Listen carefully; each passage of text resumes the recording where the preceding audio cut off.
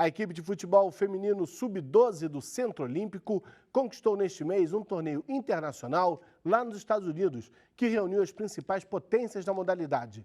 Nós vamos agora até São Paulo, porque o William Douglas está com o Douglas Matsumoto, técnico da equipe, que conquistou a taça. Boa noite, William. Obrigado pela participação do técnico aí junto com você. Eu toco a bola.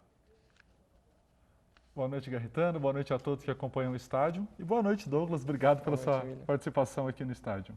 Boa noite. Boa noite, pessoal.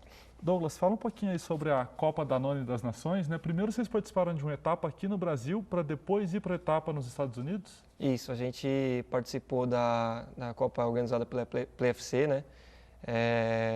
A Copa Danone sempre fez um campeonato, é bem tradicional aqui. Dessa vez foi aberta para escolas públicas, né? Então foi uma dificuldade considerável, foi bem interessante. E aí a classificação veio depois de uma final com placar elástico, mas foi bem produtivo, bem interessante. A gente já está com algumas imagens das meninas nos Estados Unidos, toda aquela emoção delas, uniforme mesmo, como a seleção brasileira, né? De amarelo. Empataram com o Canadá por 2-2 e o título veio nos pênaltis. Fala um pouquinho sobre como foi a emoção, como foi trabalhar com essas meninas no torneio fora do país. Tinham ali equipes da França, Espanha, Itália, ou seja, bastante tradicionais do futebol feminino. Exato. Eram times tradicionais de camisa, né? Valência, Juventus de Turim, Nantes, a própria seleção canadense. Um grau de dificuldade gigantesco. E até pela emoção, né? Elas, quando viram a camisa amarela, foi bem legal, que elas começaram a sorrir e elas compraram a ideia de ser Brasil. Elas saíram daqui sabendo que ia representar o país todo, as meninas do Centro Olímpico e mais do que tudo o futebol feminino, né, que vivia um momento turbulento na viagem, mas elas compraram e falaram, não, a gente vai ser o Brasil, a gente vai... E foi legal, porque isso fortaleceu elas psicologicamente para chegar muito forte para o campeonato. O final foi contra o Canadá, a gente está vendo aí os gols do Brasil, foi 2-2 no tempo normal, nos pênaltis 3-2 a vitória da seleção brasileira. Douglas, queria que você falasse um pouquinho sobre a presença dessas meninas, né? Vocês têm um time, na verdade, sub-13, cortou para sub-12. Hoje, aumentou a procura pelo futebol feminino e a aceitação também dos pais com as filhas jogando? Com certeza. O Centro Olímpico, a gente vem de bons resultados nos últimos anos, e até pela demanda que vem crescendo, né? Depois das Olimpíadas, as meninas perceberam que, pô, legal o futebol feminino, legal que não são só o meu priminho, o meu irmão, eu também posso jogar. Então a gente tem sempre um número muito grande de meninas nas nossas peneiras. E sobre a aceitação dos pais, eles compram a ideia, né? Porque são as meninas que fazem os pais irem atrás e falar, eu também quero ser jogadora, eu quero ser igual a Marta, eu quero ser igual a Cristiane. Então vem crescendo bastante a aceitação. Agora, principalmente depois de campeão do mundo, elas viraram as grandes estrelas das escolas delas, na família. E vale lembrar, né, o Centro Olímpico no ano passado, com uma outra categoria, Douglas, venceu um torneio onde tinham times masculinos também, aqui dentro do Brasil. Agora esse título mundial, jogando aí contra os Estados Unidos também estavam no torneio, né, que eram as donas da casa. Isso ajuda também, vocês percebem, até nas peneiras, aumentando o volume, gente que chega porque conhece, porque sabe dessas conquistas? Sim.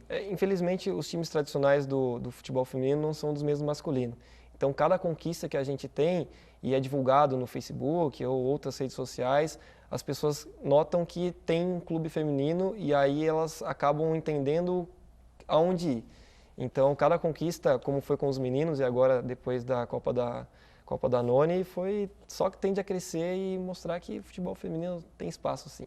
E dentro do país, já aumentou também a quantidade de torneios que disputa? Como que está? Nas categorias de base, né? Desde sub-13, sub-12, mesmo um pouquinho maior, juvenil, júnior, como que está? Sim. Em 2015 a gente não teve nenhum campeonato de base, e aí quando a gente foi obrigado a jogar com os meninos, desde então, devido à luta nossa também do Centro Olímpico, vem crescendo cada vez mais. A gente teve a Copa Danone esse ano, a volta da Taça Cidade de São Paulo, agora a Federação Paulista com a Aline Pellegrino lá dentro, com o Campeonato Paulista Sub-17, um Festival Sub-14, o Brasileiro Sub-16 e Sub-14. Então a ideia é que cresça cada vez mais e que também não se perca, né? Porque futebol feminino vem às vezes de ondas, mas tomara que essa seja para ficar, que sempre tem esses campeonatos. E a equipe de vocês está aqui em São Paulo. Hoje tem até algumas meninas vindo de fora, do interior de São Paulo, para jogar, mesmo sem vocês terem ainda uma estrutura de alojamento, né? É uma equipe que se tornou referência. Conta um pouquinho sobre como é isso. Pessoas que mudaram, até os pais mudaram para ficar perto das meninas. Infelizmente a gente não tem categorias de base espalhadas pelo estado de São Paulo, né? Como um todo. Infelizmente a gente não tem alojamento, uma estrutura física que elas possam ficar. Porém, os pais, eles compram tanto a ideia, né, que você falou da aceitação, que tem uma atleta nossa, inclusive, que foi campeã, ela vem de salto 2 vezes por semana, 3 vezes por semana, para treinar no Centro Olímpico. Um dado importante que a gente não falou aqui também, vocês tiveram a melhor jogadora e a melhor goleira do torneio. Isso, a Bruninha, que é um espetáculo, começou no começo do ano com a gente, menina com potencial gigantesco, e a Duda, que a menina pega fogo. A Bruna é a goleira. A Bruna é a goleira. Fez um excelente campeonato, nossa, muito segura e o diferencial do nosso time. E a Duda bem o jeitinho brasileiro, né, da individualidade, mas também já com um pouquinho mais de evolução, um entendimento tático maior.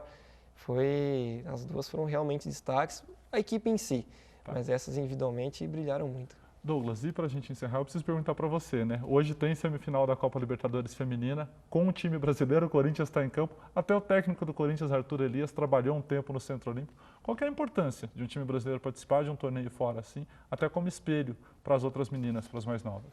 Acho que, falando pessoalmente do Arthur, que eu conheço, é um cara que lutou pra caramba no futebol feminino. E é legal mostrar para o Brasil que sim, tem pessoas que se importam com o futebol feminino, que mostram que tem espaço com conhecimento. Eu acho muito importante mostrar que o futebol feminino no país, né, no Brasil, merece respeito e tende a crescer, que as pessoas olhem e invistam e só cresça daqui para frente. Douglas, muito obrigado, parabéns pelo título. Tende a crescer porque a gente está vendo aí, né, Garritano? Uma equipe sub-12 e que já é campeã mundial, levando o nome do futebol feminino do Brasil para fora. Muito obrigado, show e parabéns aí pelo título.